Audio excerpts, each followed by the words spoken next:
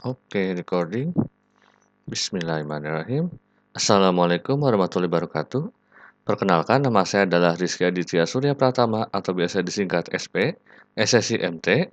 Lalu di pertemuan ke-15 atau pertemuan terakhir mata kuliah ini yaitu mata kuliah kalkulus 1, saya akan menjelaskan yang fungsi terakhir yaitu fungsi hyperbolik ya. Jadi save the best for the last atau save the most difficult for the last. Saya simpan yang paling sulit ini di paling terakhir supaya kalian juga bisa lebih fokus lagi. Jadi tolong diperhatikan baik-baik karena mungkin ini materi yang paling sulit di kalkulus 1 ini. Yang paling rumit lah. Nggak sulit tapi kalau tahu triknya sih insya Allah bisa dipahami juga. Oke? Baiklah, saya mulai pertama dari ya seperti biasa definisinya dulu saja.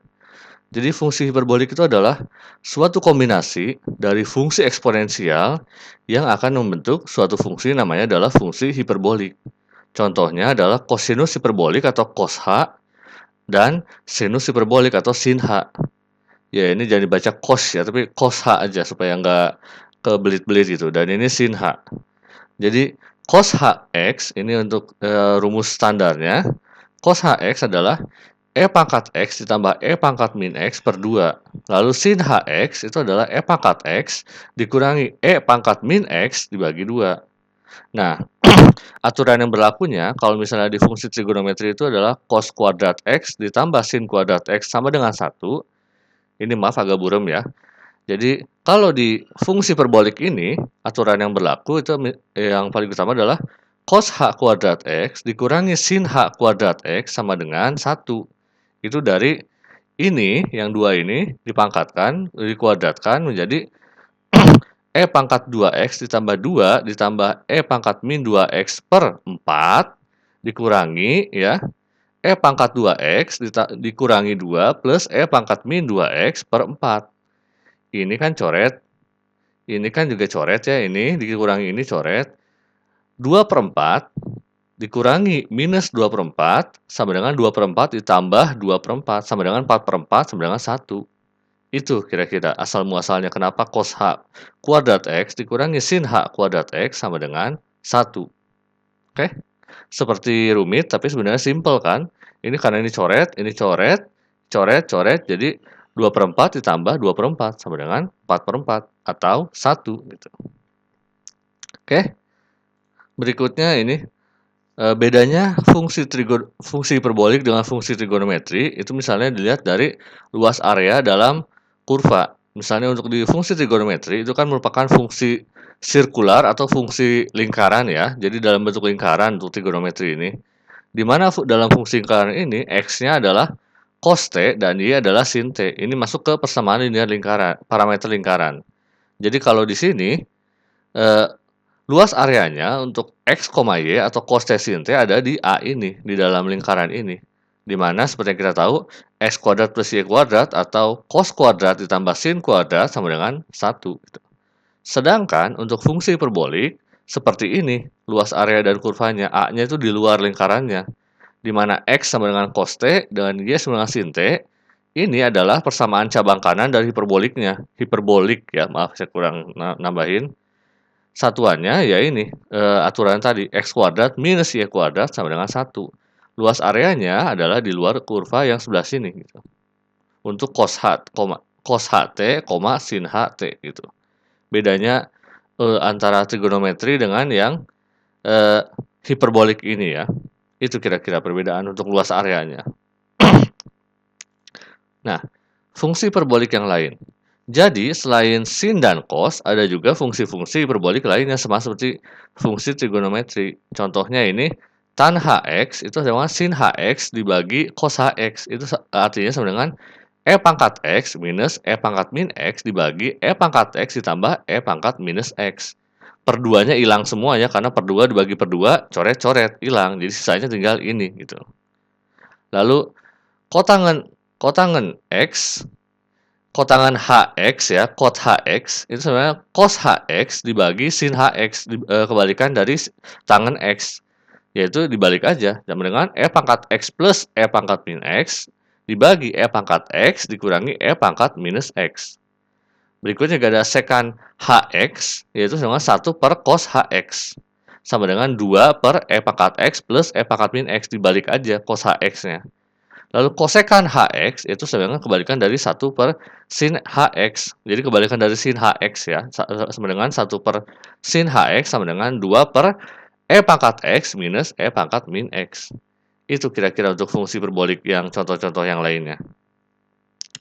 Next adalah persamaan identitas di fungsi parbolik. Jadi aturannya selain yang tadi ya, cos H kuadrat X minus sin H kuadrat X sama dengan 1, itu dari sini. Jadi cos HX ditambah sin HX sama dengan E pangkat X. Lalu cos HX minus sin HX sama dengan E pangkat min X. Sehingga kalau dikuadratkan dan ditambahkan sama dengan 1. Lalu aturan lainnya, untuk identitas lainnya, 1 min tangan HX kuadrat, 1 min tangan H kuadrat X sama dengan sekan H kuadrat X.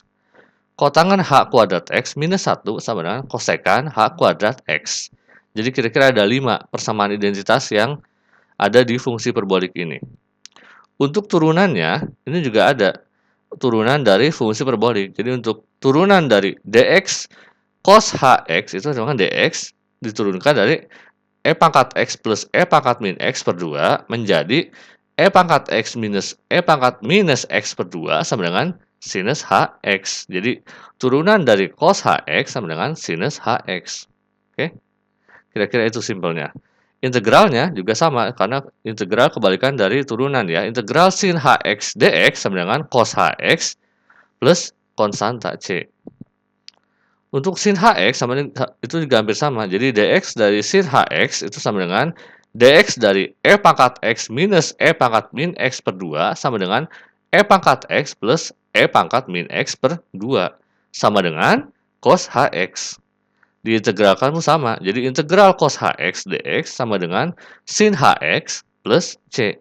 Jadi dibalik-balik aja sih sebenarnya untuk turunan dan integralnya ini.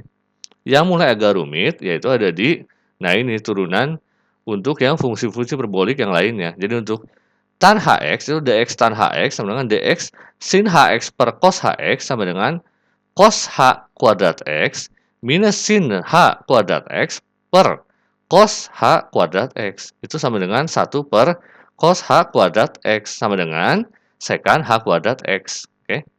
Jadi turunan dari tan HX sama dengan sekan H kuadrat X gitu.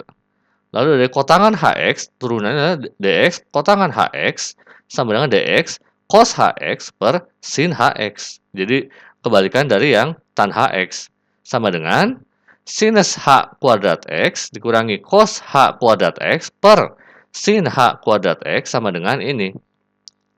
Minus cos H kuadrat X dalam minus dalam kurung cos H kuadrat X dikurangi sin H kuadrat X per sin H kuadrat X. Ini sama dengan minus 1 karena ini kan 1. Jadi minus 1 per sin H kuadrat X sama dengan minus kosekan H kuadrat X.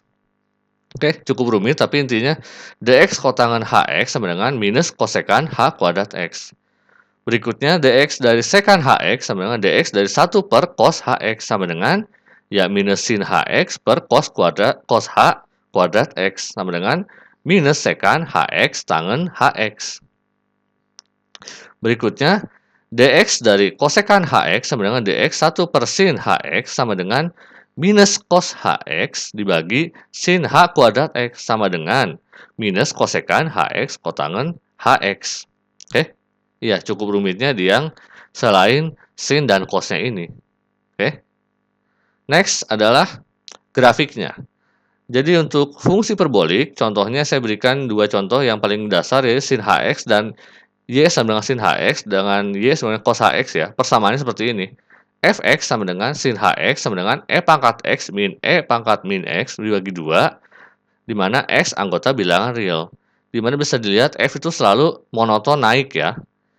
Lalu grafik F-nya itu cekung ke atas pada X lebih besar dari 0, lalu cekung ke bawah pada X kurang dari 0. Di mana F0-nya itu 0,0-nya di 1 gitu. Di 0 maksudnya, mohon maaf. Yang satu yang ini. Jadi yang berikutnya untuk Y sama dengan cos HX, persamaannya Fx sama dengan cos HX adalah E pangkat X plus E pangkat min X per 2, di mana X anggota bilangan real itu f akan monoton naik pada x lebih besar dari 0 dan akan monoton turun pada x lebih kecil dari 0.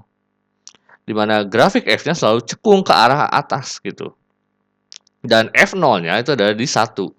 Jadi kalau sin hx itu x0-nya di 0, cos hx itu x-nya 0-nya ada di 1 gitu.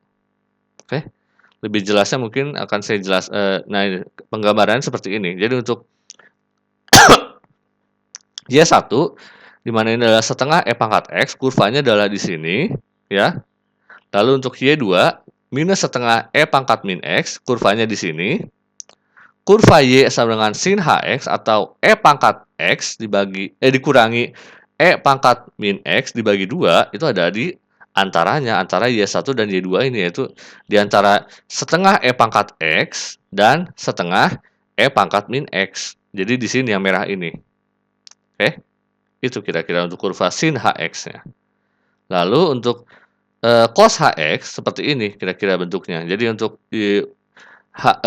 cos HX ini pada Y sama dengan sin HX kan seperti ini ya. Lalu di mana Y1 di sini setengah E pangkat X seperti ini kurvanya. Untuk cos HX itu kan E pangkat X per 2 ditambah E pangkat min X per 2. Itu kurvanya ada di atasnya setengah E pangkat X, yaitu di sini, yang hitam ini. Oke? Jadi cukup jelas perbandingannya ya antara yang Y sin HX dengan Y cos HX ini. Oke? Itu diantaranya adalah Y setengah E pangkat X. Kira-kira seperti itu penggambaran kurva atau fungsi dari fungsi sin HX dan cos HX ini. Oke. Ya, berikutnya setelah saya banyak menjelaskan teori, seperti biasa saya akan memberikan contoh soalnya, utamanya mengenai turunan dari fungsi perbolik. Jadi misalnya ini saya ada 2 soal, tentukan Y aksen dari Y sama dengan tan H X kuadrat plus 1, lalu X kuadrat sin HX plus Y kuadrat sama dengan 8. Nah, kalau yang ini kita tinggal masukkan saja ke persamaan identitas untuk turunan yang tan H X ini, di mana Y aksennya sama dengan secant H kuadrat X, di mana X-nya adalah X kuadrat plus 1. Oke. Jadi kalau diturunkan, Y aksennya sama dengan secant H kuadrat. Secant H kuadrat X kuadrat plus 1 dx X kuadrat plus 1. Jadi tinggal dimasukkan menjadi 2X dikali secant H kuadrat dikalikan X kuadrat plus 1. Jadi 2X secant H kuadrat X kuadrat plus 1. Untuk turunan dari tangan H X kuadrat plus 1 ini. Berikutnya, nomor 2 adalah X kuadrat sin HX ditambah Y kuadrat sama dengan 8. Kalau seperti ini bentuknya, kita turunkan dari kiri dan kanannya. Jadi dx X kuadrat sin HX ditambah Y kuadrat sama dengan dx dari 8. Turunan dx 8 jelas 0 ya. Lalu kita turunkan yang ininya menjadi 2X sin HX ditambah X kuadrat cos HX, turunan dari sin HX-nya ini, lalu ditambah 2Y kali Y aksen sama dengan 0. Jadi untuk mencari Y aksennya, ya kita balik. Jadi 2Y-nya ke bawah, ya. Jadi di mana ini pindah ruas, jadi minus. Dikali 2X sin HX ditambah X kuadrat cos HX per 2Y yang ini ke bawah, gitu. Oke? Itulah kira-kira contoh soal dari turunan fungsi perbolik ini. Baiklah. Terima kasih banyak sudah menonton video ini sampai akhir. Jangan lupa klik like, komen, dan juga subscribe channel saya ini ya. Wassalamualaikum warahmatullahi wabarakatuh.